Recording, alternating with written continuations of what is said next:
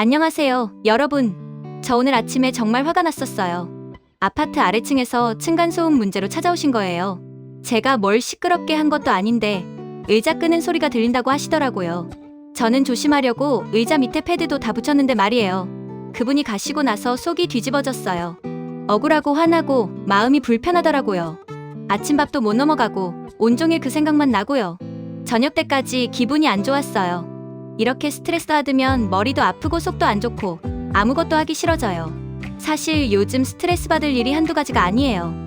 손자 교육 문제로 며느리랑 의견이 안 맞아서 마음 상하고, 친구 중에 한 분이 아프시다는 소식 듣고 걱정되고, 병원비며 생활비며 돈 걱정도 되고, 건강도 예전 같지 않아서 불안하고요. 밤에 누우면 이런저런 걱정이 다 떠올라요. 나중에 더 아프면 어떡하지? 자식들한테 짐이 되는 건 아닐까? 돈이 부족하면 어쩌지? 이런 생각들이 꼬리에 꼬리를 물고 이어져요. 그러면 잠도 안 오고 가슴이 답답하고 숨 쉬기도 힘들어요. 제 친구 중에 한 분은 스트레스로 대상포진이 생기셨어요. 엄청 아프시대요. 또 다른 친구는 스트레스 받고 나서 혈압이 확 올라서 응급실에 가신 적도 있어요. 스트레스가 정말 무섭더라고요. 병을 만드는 거예요. 그래서 저는 생각했어요. 이대로 있으면 안 되겠다. 스트레스를 관리하는 방법을 배워야겠다고요. 그래서 여기저기 알아보고 상담도 받고 책도 읽고 이것저것 시도해봤어요. 지금 2달 정도 됐는데 정말 많이 달라졌어요. 물론 스트레스 받을 일은 여전히 있어요. 그런데 예전처럼 그게 온종일 제 마음을 지배하지 않아요.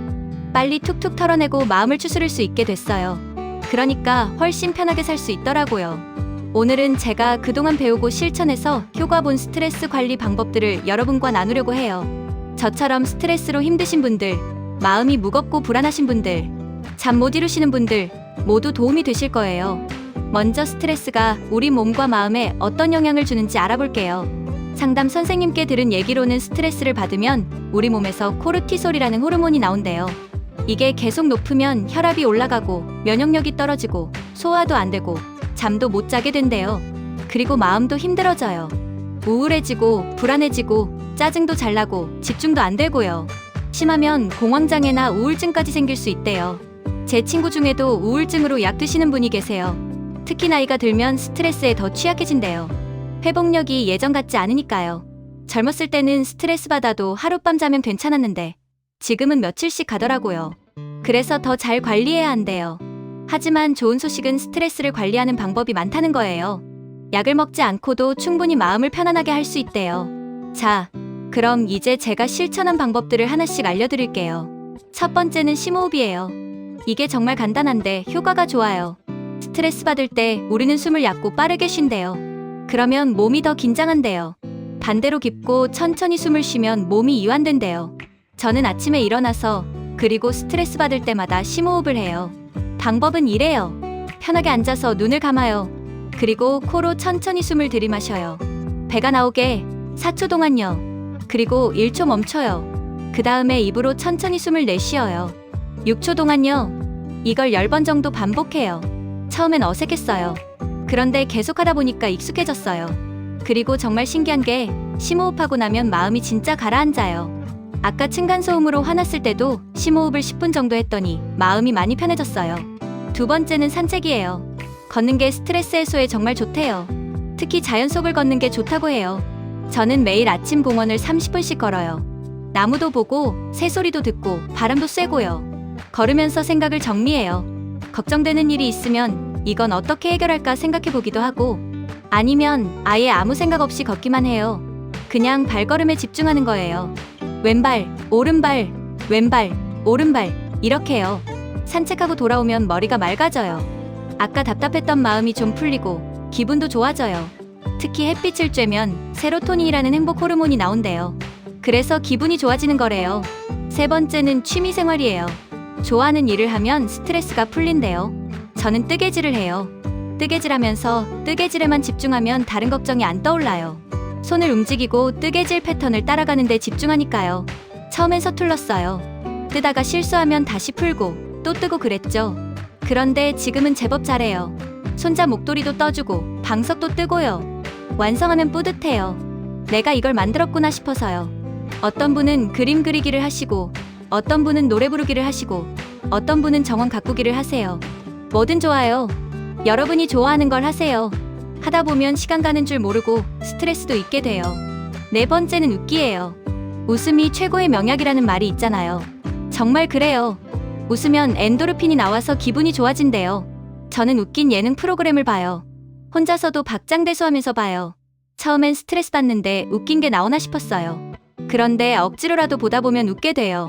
한번 웃기 시작하면 계속 웃게 되더라고요. 30분 정도 실컷 웃고 나면 아까 답답했던 게 다 날아가요. 친구들 만나서 수다 떨면서 웃는 것도 좋아요. 저는 일주일에 한 번씩 친구들 만나서 차 마시면서 이런저런 얘기 나눠요. 그러다 보면 웃을 일이 생겨요. 옛날 얘기하면서 웃기도 하고 누가 웃긴 얘기하면 같이 웃고요. 집에 돌아올 때는 마음이 한결 가벼워요. 다섯 번째는 감사 일기예요. 매일 감사한 일 3가지를 적는 거예요. 처음엔 뭘 감사해 싶었어요. 걱정거리는 많은데 감사할 게 뭐가 있나 싶더라고요.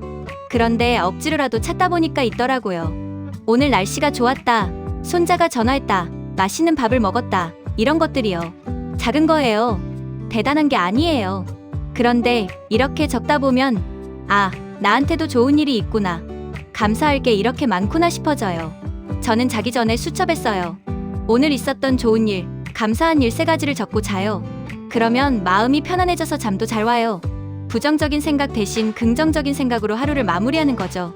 여섯 번째는 명상이에요. 명상이라고 하면 어렵게 느껴지시죠? 저도 그랬어요. 그런데 어렵지 않아요. 조용한 곳에 편하게 앉아서 눈 감고 있기만 하면 돼요. 저는 아침에 심호흡하고 나서 10분 정도 명상해요. 그냥 눈 감고 앉아 있어요. 생각이 떠올라요. 걱정도 떠오르고 해야 할 일도 떠올라요. 그럴 땐 아, 이런 생각이 떠올랐구나 하고 인정하고 다시 호흡에 집중해요. 처음엔 1분도 못 앉아 있었어요. 생각이 너무 많이 나서요. 그런데 계속하다 보니까 점점 길어졌어요. 지금은 10분은 편하게 앉아 있어요. 명상하고 나면 머리가 맑아지고 마음이 평화로워져요. 7번째는 운동이에요. 운동하면 스트레스 호르몬이 줄어들고 행복 호르몬이 늘어난대요. 저는 요가를 해요. 동네 복지관에서 일주일에 2번 하는 수업에 다녀요. 요가 동작을 따라하면서 몸에 집중해요. 팔 뻗고, 다리 펴고, 균형 잡고 이런 동작들을 하는 거예요. 처음엔 몸이 안 따라줘서 힘들었는데 지금은 제법 해요. 요가하고 나면 몸도 개운하고 마음도 편해요. 꼭 요가가 아니어도 돼요. 집에서 가볍게 스트레칭만 해도 좋아요. 저는 저녁에 TV 보면서 스트레칭도 해요. 목, 어깨, 팔, 다리를 쭉쭉 펴주면 몸이 풀리고 긴장도 풀려요.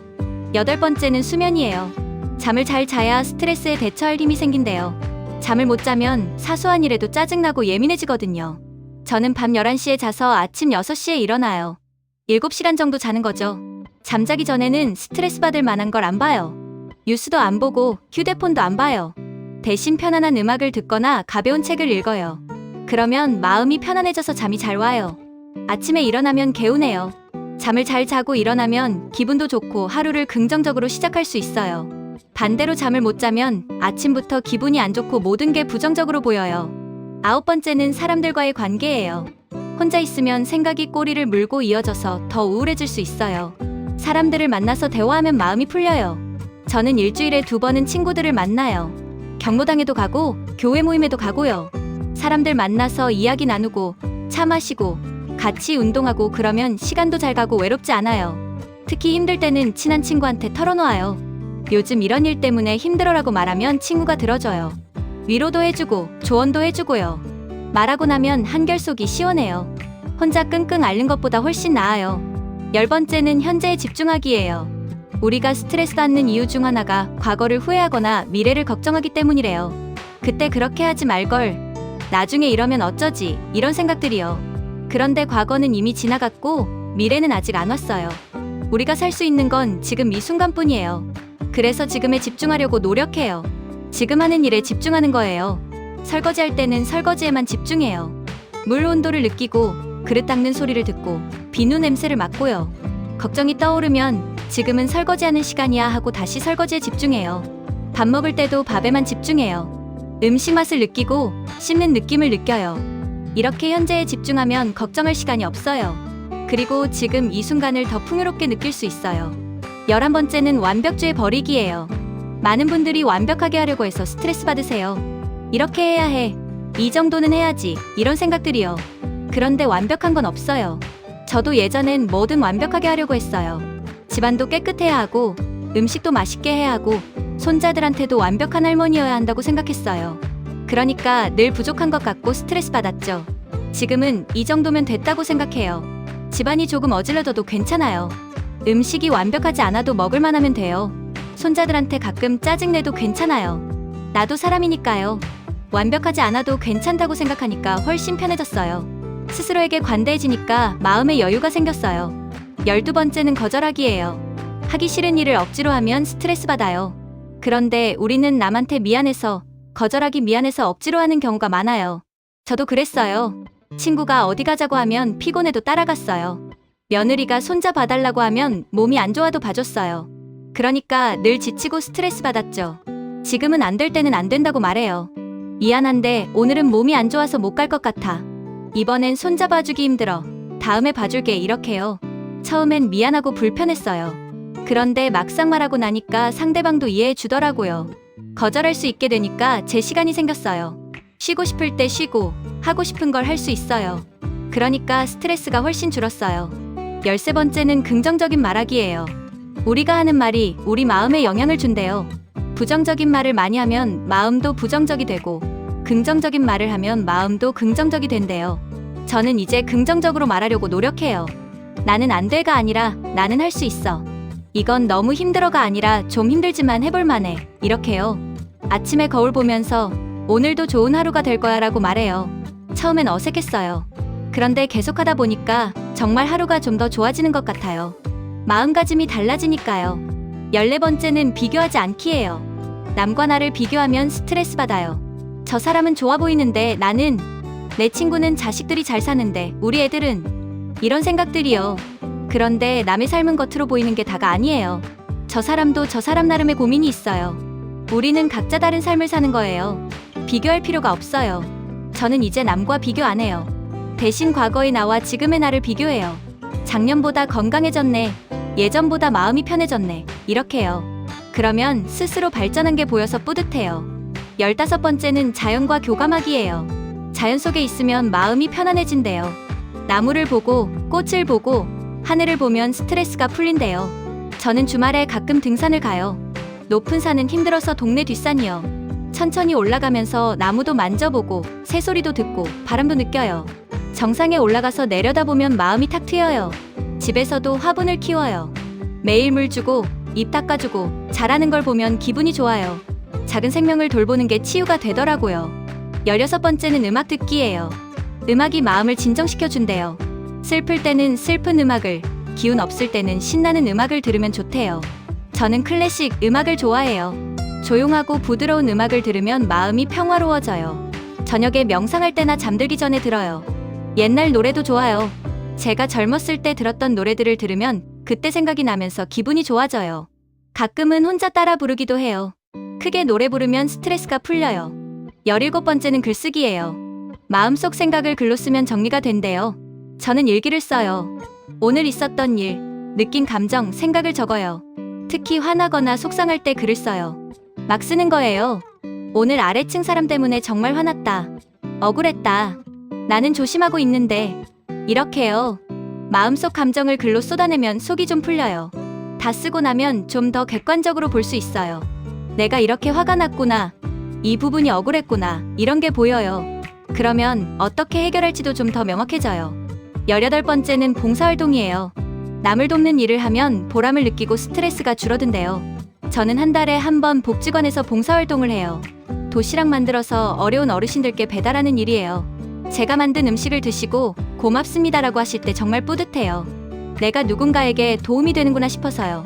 그러면 제 문제가 작아 보여요. 나도 이렇게 건강해서 남을 도울 수 있잖아. 나보다 더 힘든 사람도 있구나. 이런 생각이 들면서 감사한 마음이 들어요. 19번째는 용서하기예요. 누군가한테 상처받았을 때 계속 마음에 담아두면 스트레스가 돼요. 그 사람 생각만 나면 화가 나고 속상해요. 저도 며느리한테 서운했던 일이 있어요. 그걸 몇 달 동안 마음에 담아뒀어요. 며느리 얼굴만 봐도 그 일이 생각나서 불편했죠. 그런데 상담 선생님이 그러시더라고요. 용서는 상대를 위한 게 아니라 나를 위한 거예요.